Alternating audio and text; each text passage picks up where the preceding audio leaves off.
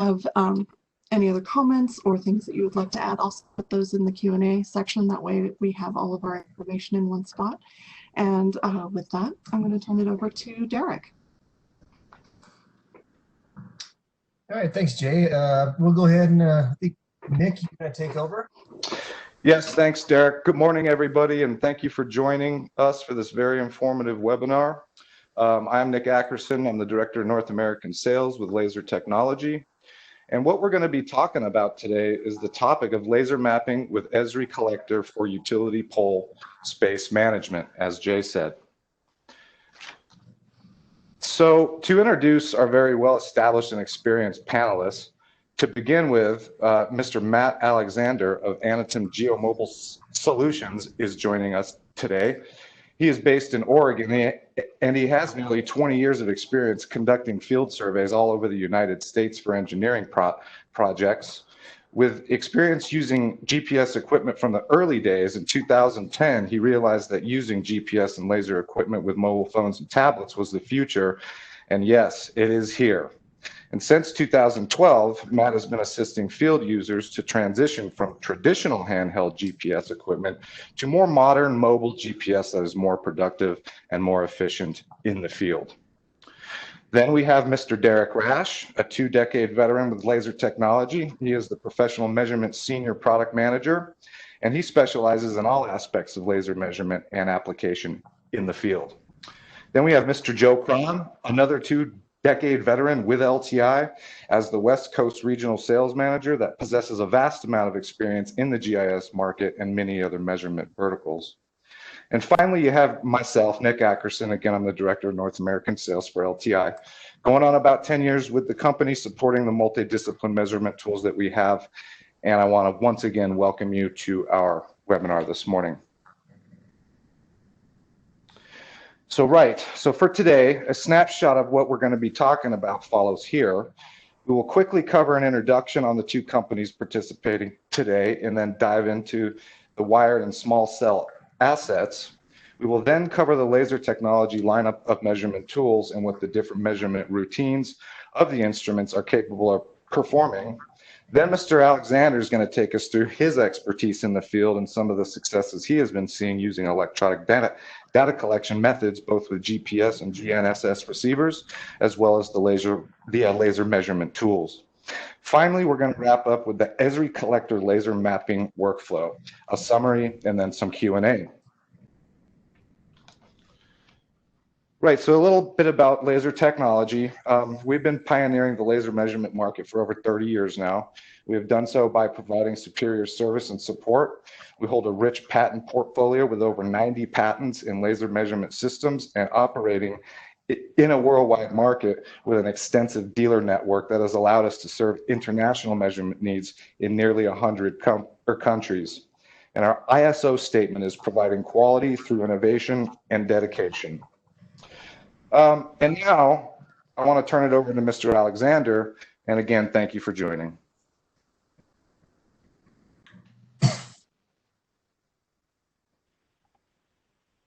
Thanks, Nick. Can you guys hear me?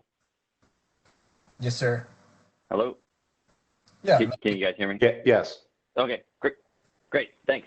So Anatum Geomobile Solutions here. We are mapping experts, and most of us here have been using GPS equipment since the late 90s.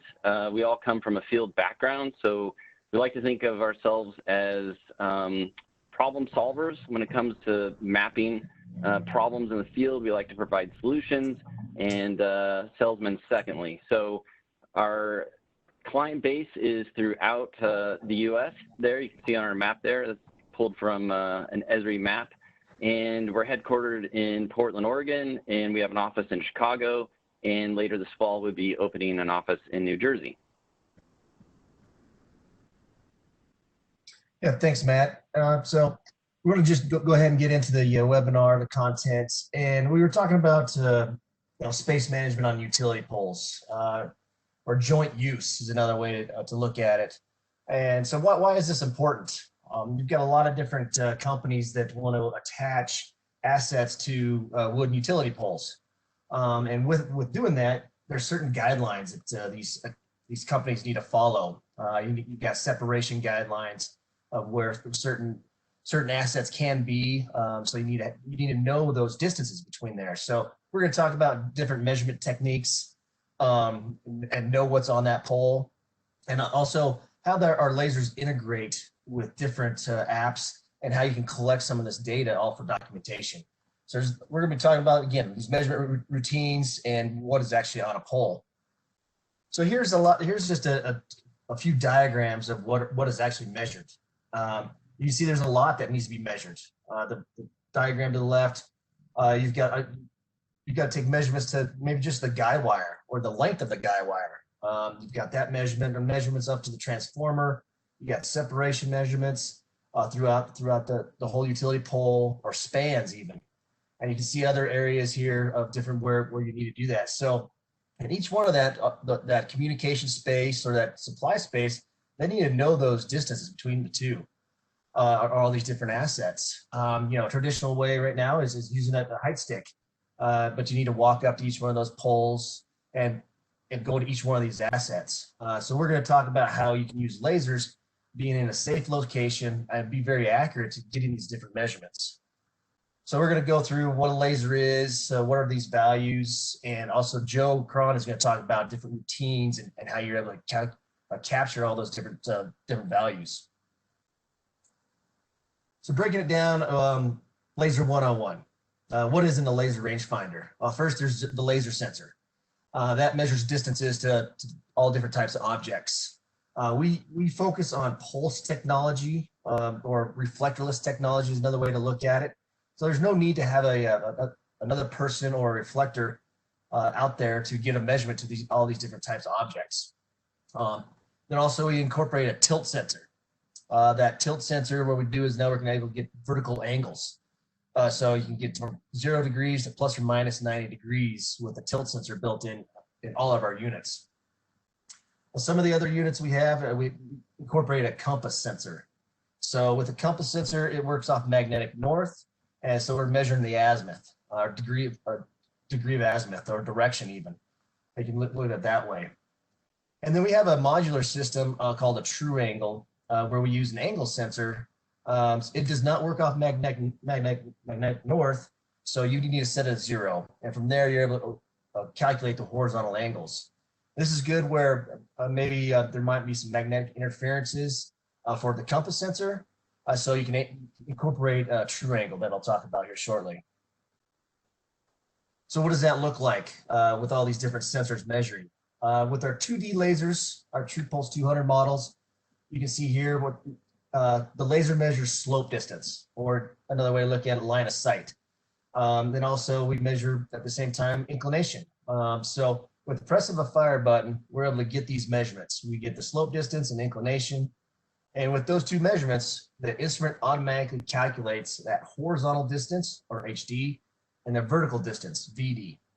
That's all done with one press of the fire button. With that, also, we have Bluetooth incorporated in these lasers. So as soon as we capture the measurement values, we actually can send out a serial string to a GIS app, and you can capture that information. When we incorporate the compass sensor, the AZ value, or degree of azimuth, now you can see over the right diagram, now we can get those back to 3D values. So again, press the fire button, you get all those measurement values and the calculated values all at one time. And you can see those values all through the heads of the display of the True Pulse models. The 2D, the True Pulse 200 series, you've got here, you can see the different models, a True Pulse 200 and a 200X. You can see also the range accuracy. On the True Pulse 200, we get down to 8 inches in accuracy on the range. And that's overall the whole range, over 3,000 feet. We have Bluetooth incorporated, like I mentioned. The True Pulse 200 can integrate with Android and Windows devices. Where 200X, you can see the range accuracy here is 1.5 inches. It's our most accurate pulse laser rangefinder we have. And overall, that range and the inclination accuracy, you can see is 1/10 of a degree. This unit does integrate with iOS devices. So we'll be talking about that, how the True Pulse integrates with the different devices here later in the presentation. Our True Pulse 360 models is where we incorporate the compass. So now we get our azimuth value. Now these two models you can see are very similar in all the different accuracies. One thing to note is the azimuth accuracy of these units is a half a degree. And there's no pitch or roll limitations with these. So other where you incorporate a compass into some type of these devices, sometimes you can't rotate the device or tilt it too far because the compass may become inaccurate. With our lasers here, there's no pitch or roll limitations. So it's a true vector technology that we've incorporated. The main difference between these two models is the TruePulse 360R is a ruggedized, it's a horizontal configuration, you can see, like binocular style, and it's in a ruggedized waterproof housing. And also these two devices do have Bluetooth, they integrate with Android and Windows devices. The newest model that we've introduced is a TruePoint 200H. We've been shipping this product over the last half year.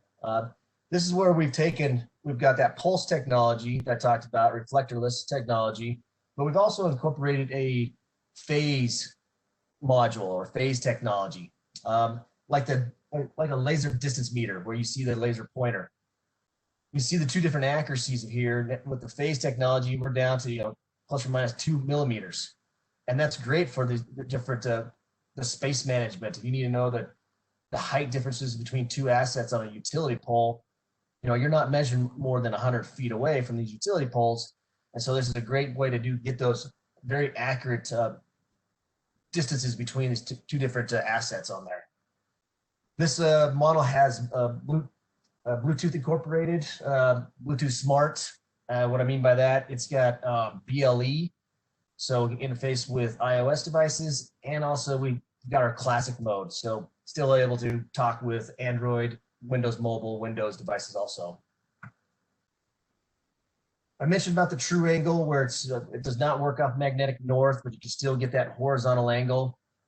We have a 200X mounted to the true angle here. And so you can see the accuracies, the angle accuracies when you mount it on a staff or a tripod. So if you're in a magnetic area where the compass might be interfered with magnetic interferences, this is a great device here. And again, we've got the Bluetooth so we can talk with iOS, Android, and Windows devices. So with all these different ways of measuring, there's all different onboard routines that Joe's going to talk about and a way to calculate different values. So I'm going to let Joe talk about how instruments are used in the field. Thank you, Derek. Appreciate that. Hello, everybody. My name is Joe Cronn again. I'm the sales manager for laser technology for the Western United States. And I've been around LTI, laser tech, since about 1993. And I get to work in some of the prettiest country in the world. From Alaska to Mexico, Minnesota to Hawaii, and all that stuff in between. I've put my boots on the Rockies, and even some back east, Great Smoky Mountains, the Brooks Range, and so on and so forth, but worked in some rugged territory using these lasers. And I've done a lot of utility work in the last decade, especially in the joint pole sector. So I want to talk a little bit about the lasers and how we can grab height values, and there's several different ways you can do this. The first way we'll talk about is the height routine. In the height routine, it's a routine in the laser that uses 3 button presses. The first button press is a distance at a target. Now this is a slope corrected shot. You don't got to worry about being, perfectly horizontal to the pole.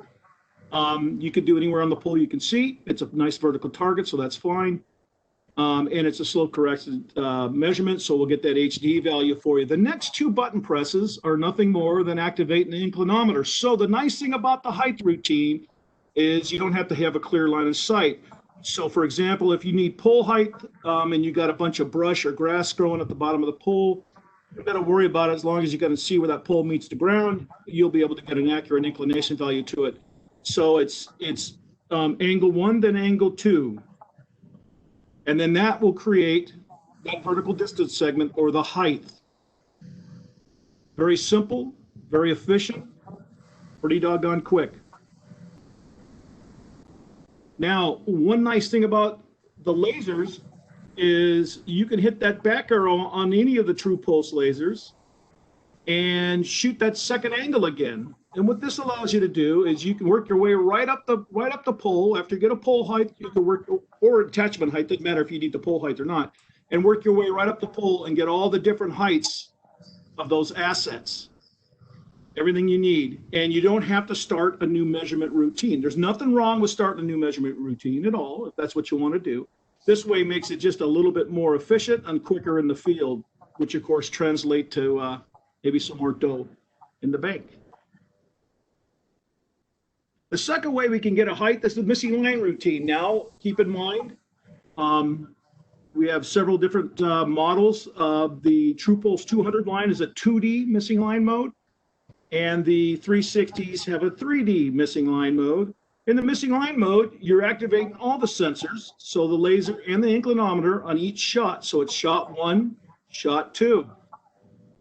And then in the TruePulse series of lasers, the default value is the horizontal distance, which of course, if it's a perfectly vertical target, would be 0. You just want to hit the top button one time to toggle to vertical distance value, and that is your height. That is your height segment. Now, with that, you can do the same thing as in height mode. You can hit the back arrow one time and redo shot 2, so you can work yourself right up the pole quite quickly and accurately. Now, keep in mind, if you're going to do a pole height with the missing line, you need a clear line of sight both top and bottom because you're activating the laser, right? So if you have brush or grass at the bottom of the pole, either use the height mode or go clear it out so you can have an accurate shot to the base of the pole. Now, another thing we need to do in this work is span values. You need the distance between attachments, and you can do that 2D. And in that 2D span routine, you want to occupy the pole, one of the poles, and shoot to the next.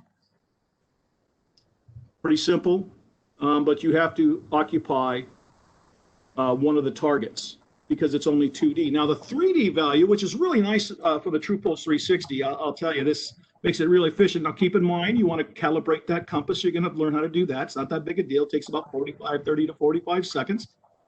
And because you're using all the sensors, including with the 360 model, you're including that compass. So it's shot 1 to one attachment, shot 2 to the other, okay? And you simply look at that horizontal distance value. That'd be your span, or you can use the slope distance value depending on what you're trying to do, what you need to calculate between those two attachments. So one thing you need to find out is if you're looking to do new construction or working for a customer that is going to be hanging fiber optics, for example, you'd want to use that slope distance value so you make sure you're not short on the material. So you got to kind of keep that in mind. Super simple, super easy, super efficient, and it works very, very well. Then, of course, we have clearance values. So you got clearance between the low part of the sag and, let's say, vegetation on the ground or a roadway or some other right-of-way like a railroad. There's several different ways you can get this done. One of the easiest ways, I think, is the missing line value. So it'd be shot 1 to the lowest part of the sag, shot 2 to, for in this example, to the road. And keep in mind, you want to be perpendicular to shot 1. So you want to be perfectly positioned shot 2 underneath where you shot the conductor.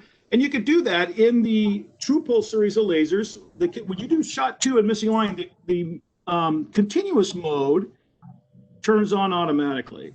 And all you have to do is pan around until you get the same horizontal distance in shot 1 as you do in shot 2. And that way you know you're perpendicular. And that includes vertically and horizontally, like if you're doing danger tree or veg manager or side limit or something like that in a utility type application.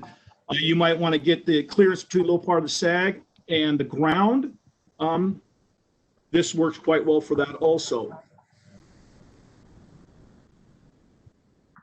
Now, the sag routine, in some contracts, you might find you need to know the elevation changes between attachments in the span. And again, that's the missing line value, right? So it's just shot 1 to an attachment, shot 2 to the second, to the middle low part of the sag, and you'd want to toggle that top button down on a 360 model one time and look at that vertical distance value, which would be the elevation change between shot 1 and shot 2. Now, in this particular scenario, this is nothing more than a two-dimensional solution.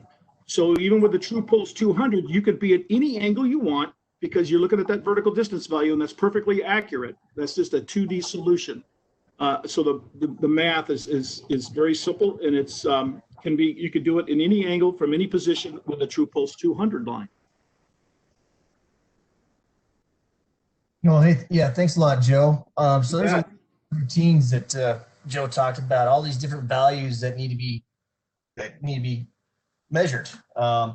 And the one thing it is, our True Pulse line does not store any of these measurement values. So that's one thing we're going to talk about is you want to collect the data for documentation purposes. So what we've done is we've got a couple apps that we've created. One is called Measure, and it works on Android and iOS. And so we can capture all those values that Joe talked about. It's a free app that you can download and test with our lasers, seeing how it interfaces with different devices. So we can get those different measurements. As you can see here over to the right, one of the screenshots, we show that horizontal distance value, all the different values of what the laser's given you. So we can, again, like I talked about, once you press the fire button, the sensors measure, and you can see those different values populate in this app here. You can also take a quick picture and make some notes. Not just distances, but we can do the heights or the missing line routines that Joe talked about, 2D and 3D, and you get all those values right there. It's kind of a quick, easy app to capture some documentation so you can go back and look at it. But it's not more of a full GIS app that some of you might be familiar with. So those type of workflows, that GIS workflow of collecting data, is typically using a GPS or a GNSS device where you need to walk up to that feature. You walk up to the feature, make sure you got a clear line of sight, and you start collecting your data, GPS data.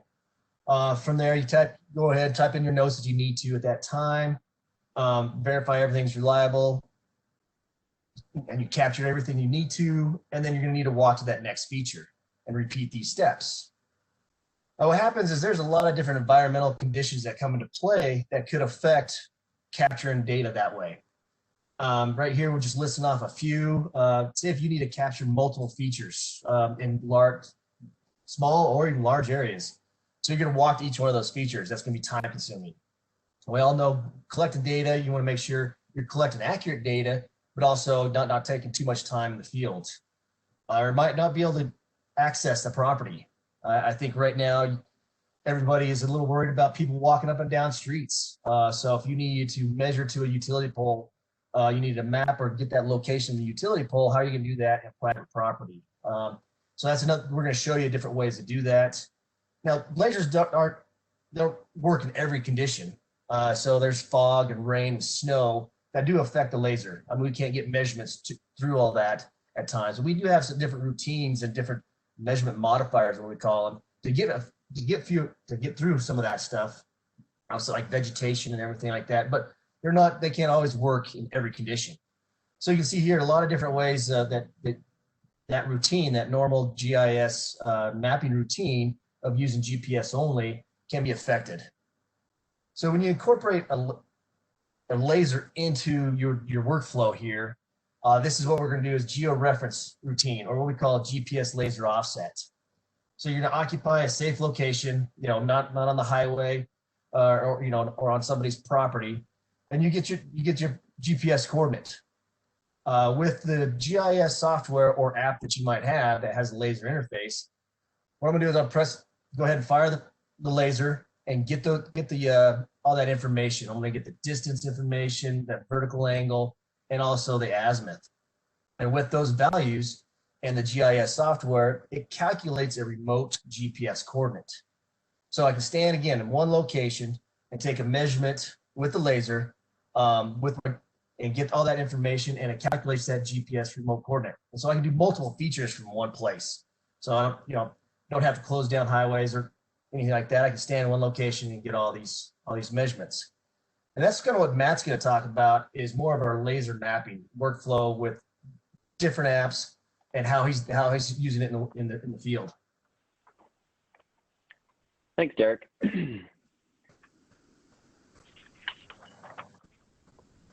So what we're going to be discussing here for the latter part of the presentation is how to automate the workflow he's discussing with, in particular, Esri's ecosystem. And Esri, as far as GIS software is concerned, they're kind of the bigger company in the U.S. and the world, really.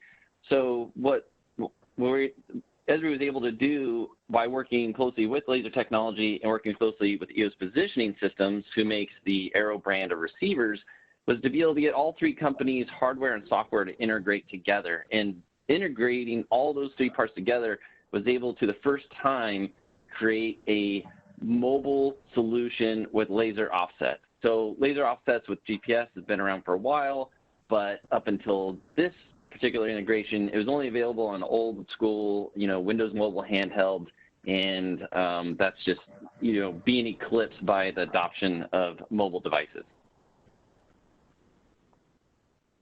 So what this integration between these three companies allows us to do is it allows us to maintain centimeter accuracy when we're collecting data in difficult areas for GPS. And when I say that, what I mean is that GPS technology is based on frequency that's sent down from navigational satellites, and it's received by the GPS receiver's antenna, and then it's calculated to figure out our position.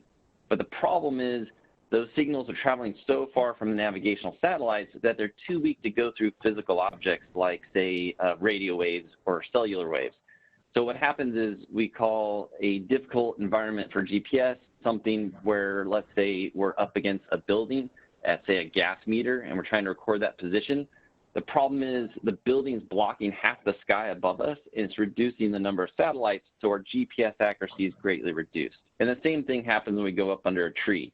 The tree canopy, the branches, the leaves, they're blocking the satellite signal, and that's making it more difficult for the GPS to get us an accurate position.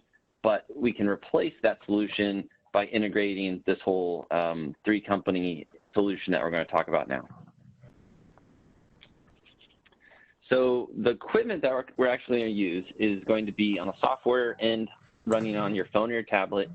It's going to be Esri's collector app, and a lot of folks are probably familiar with that. On the laser technology side of things, we're going to require the TruePulse 200X laser rangefinder pictured here.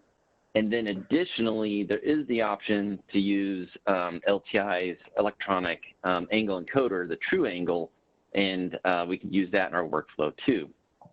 But basically, all these things combined with an EOS Arrow GPS receiver allows us to accurately capture our assets from a safe distance.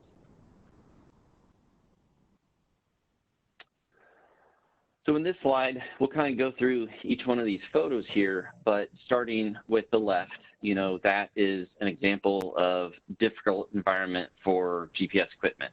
Not only is it underneath tree canopy, but you can see we have, buildings on either side of that sidewalk. So there's very few satellite signals that are going to make it through all that terrain there and between the buildings. And then along with those things, it's going to greatly decrease our GPS accuracy.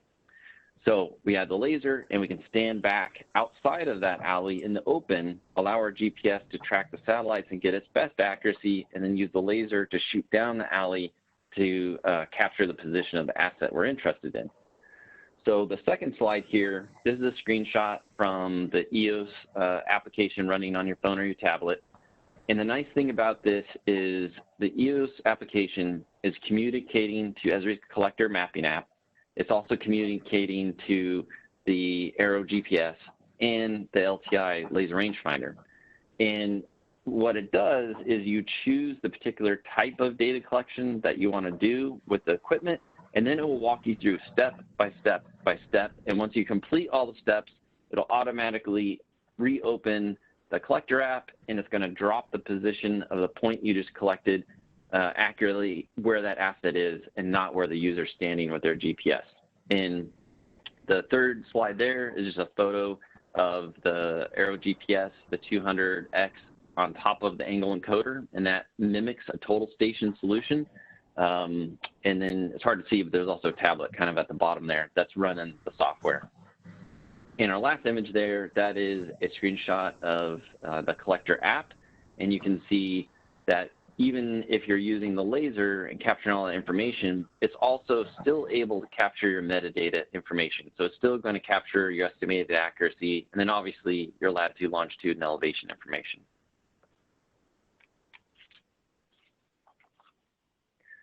So as I briefly mentioned, there's 3 specific workflows with slightly different equipment and software. So range, intersect, I usually refer to just as range, is one solution, and that specific solution is really going to use the TruePulse 200X.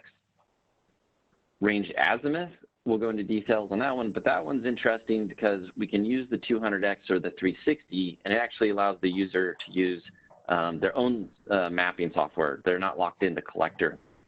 Range Backsight is cool because it mimics a total station workflow where you're going to set up one time, and without moving, you're just going to shoot as many points of assets that you need. So we'll just dive into the workflow so we can give the attendees a little better idea of kind of how it works. So range, that is our most common solution for clients. It's the Aero GPS receiver, and we mount on a survey pole like in this photo here. And then at eye level of the user, we're going to mount the 200X TruePulse to the pole also. And then we can mount the tablet or phone to the pole. And that way that gives the user one hand to hold the pole, one hand free to shoot the laser, type into the application, either on a phone or a tablet, and then quickly move down the sidewalk. So it's a very mobile solution, and because of that, it's really popular. It's mobile and it's automated. So the workflow for this would be, let's use this example of a manhole, right? So we don't want to run out in the street and play Frogger. We want to stay safe on the sidewalk.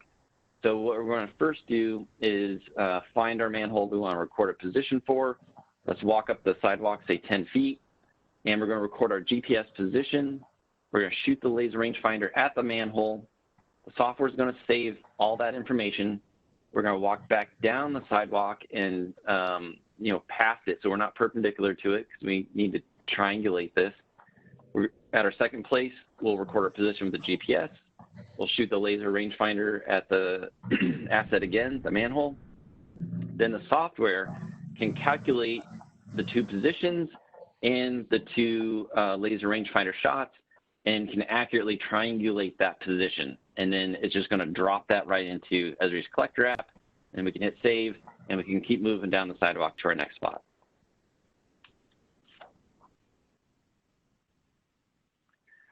Range azimuth is kind of a hybrid. It's more manual. So with this solution, you can stay in one spot.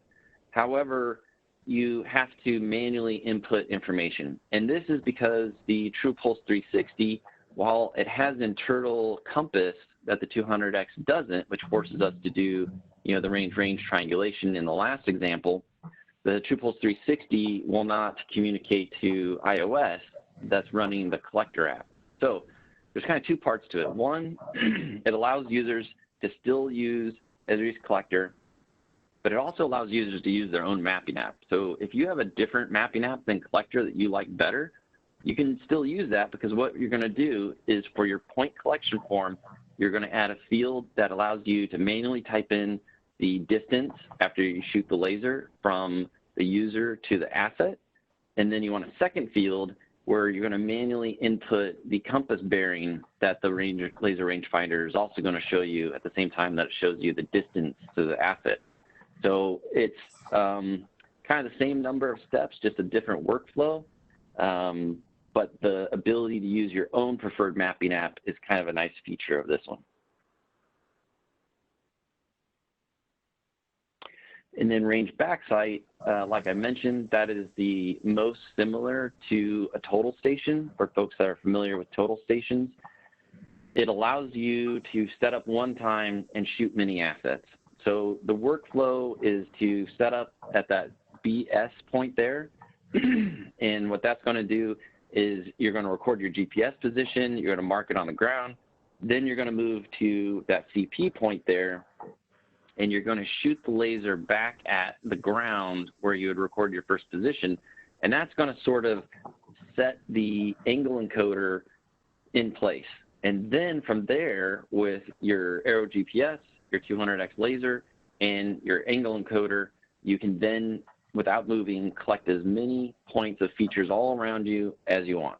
And a good example of this would be our cemetery and our botanical garden clients, where they want to accurately get the position of the trees on their landscape, but they know if they walk underneath a big tree, they're going to lose position with just a GPS alone. So a lot of these folks can set up this solution here out in the open, spin in a circle slowly, collecting all the trees they can see, then pick up, move over to the next area adjacent to it, and then redo it. So it's really great for those folks. It speeds up their ability to capture accurately the position of many, many trees.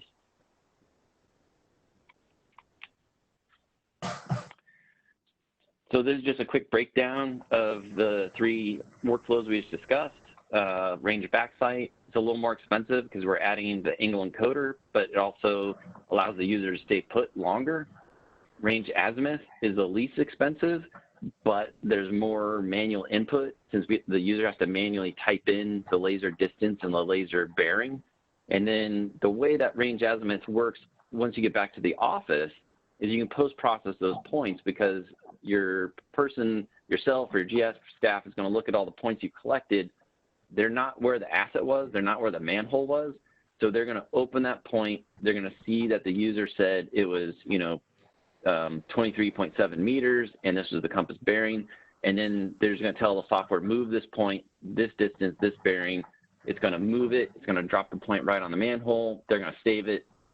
So there's more workflow. So it's one of those ones where it's least expensive to deploy the field, equipment-wise, but then it's more user-intensive, so you spend more money on labor. So it's a trade-off.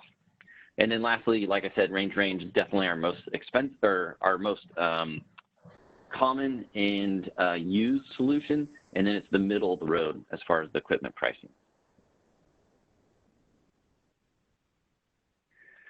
So there's actually a surprising number of environments and jobs and tasks that we can use these various 3 workflows for. So street lights and urban forestry, I kind of mentioned, cemeteries and the botanical gardens. Not just street lights, but the power poles that we were discussing. We have some clients, because they need to map accurately all their power poles, but the power pole line might be, a couple hundred feet off of the road, and there's a barbed wire fence to go over the whole thing. We have one client in the Great Lakes area where they actually are set up with a car, and they just drive, stop, shoot the laser out at the feature, the pole, record its position, and then move on and move on and move on. And then they have a different team that comes along and actually does the measurements for all the different attachments. So that's one solution, just remotely capturing the position of features. We mentioned manholes. Water and gas utilities are sort of an interesting option because of the fact that being up against a building many times, if we walk up to that building, like I mentioned, we'll lose our GPS position. So instead, we can stay out in the open, get highly accurate centimeter grade position with our GPS, shoot the laser at that particular meter, and then save it in collector at that high accuracy position. We did mention plenty of stuff about trees and buildings.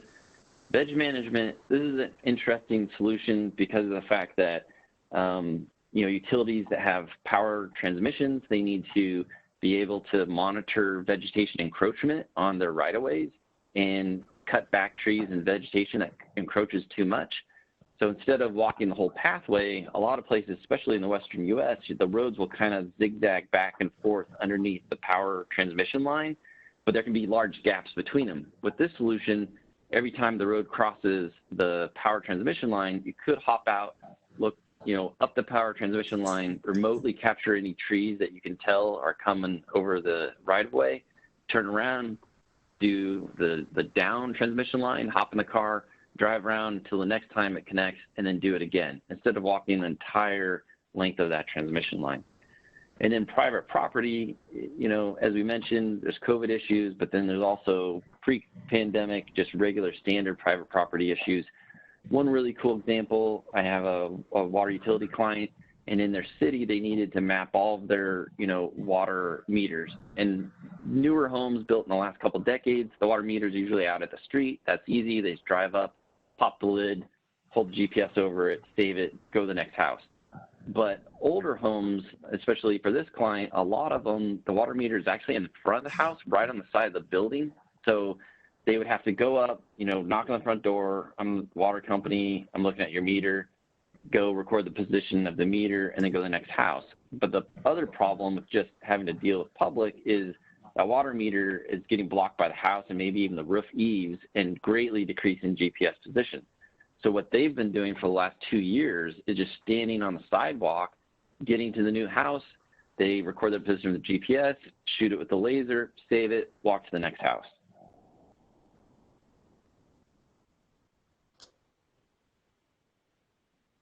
All right.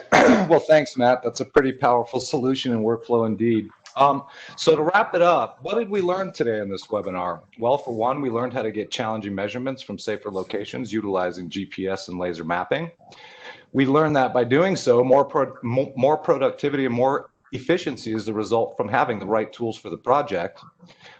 It taught us that you can maintain precision accuracy in the field and not jeopardize the quality and the quantity of the data that is collected.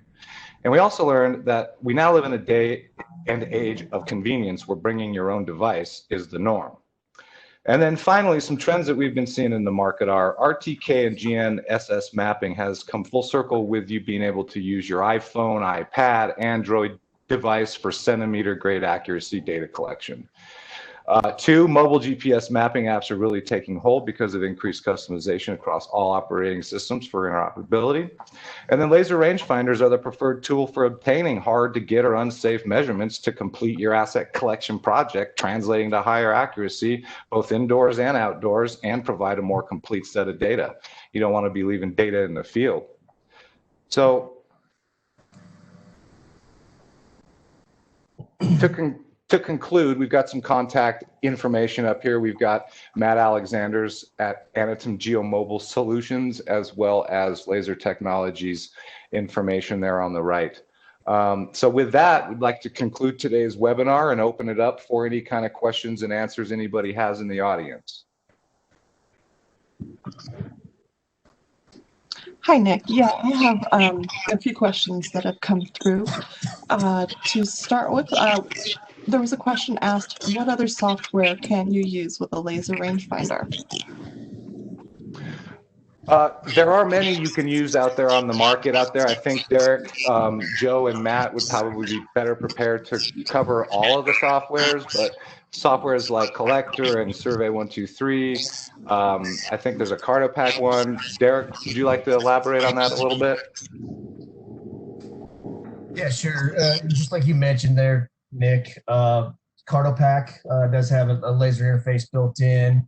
We have our own, mentioned, I just talked about Measure is one, but we also have another one with MapSmart that we've developed that we have a laser interface built in, and also with GPS and performs that laser offset function with that. And Matt, do you carry any other apps that you wanted to talk about that we have laser interface with besides those? Not specific laser interface, but as I did mention with Range Azimuth, because the entry is manual, you can actually use any particular mapping app that you may prefer. Whether it be something like the WildNote app that a lot of natural resource folks use, or Fulcrum. As long as you enter field, so you can manually input the distance the laser recorded and the compass bearing. When you get back to the office, you can actually post-process that and accurately move your position to the feature you were shooting with the laser. One that jumps into my mind that lends itself pretty well to the utility type applications is GeoJot. That's an app that runs on several different platforms.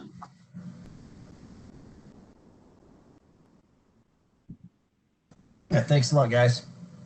We do have another question. I know that we talked about RTK impaired environments, but this question is specifically about acquiring points through obstructions and what you would do. Do you move your position to acquire the point, or how would you manage that? I can talk from one standpoint. I mentioned there's other laser rangefinders. We do have a couple other measurement modifiers, we call them.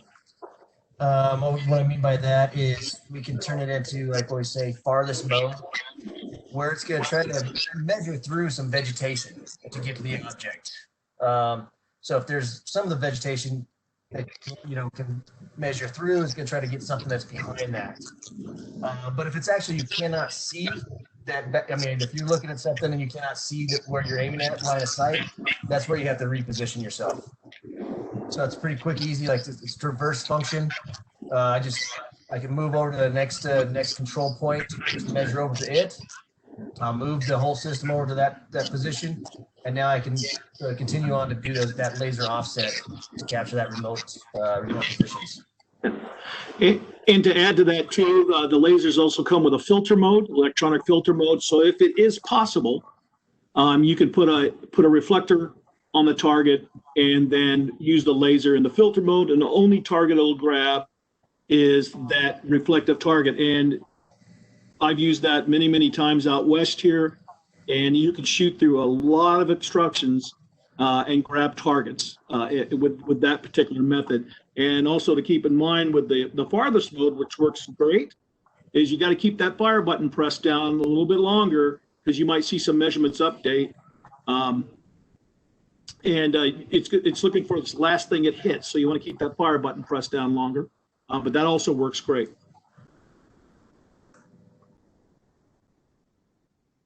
Yeah, perfect, Joe.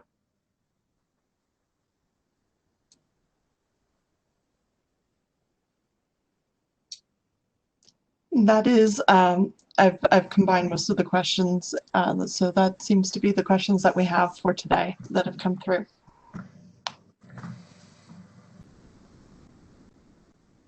Well, thanks, Jay. Thanks, everybody. And if you can always reach out to, again, either anybody here, again, reach out to Matt if you have any other questions about the system. I really appreciate everybody's time today about the time to get this. And Jay, you mentioned this recorded, so we're going to share that with everybody also if you want to follow up. Yes, that's correct. We are recording this webinar today, so we will be sending out the link in about 3 or 4 days. And this webinar should be shared with anyone who was not able to attend the entire time, or to anybody that you think might benefit from this information. So thank you everyone for your time today. Yes, thanks. Thank you, everyone. Thank you.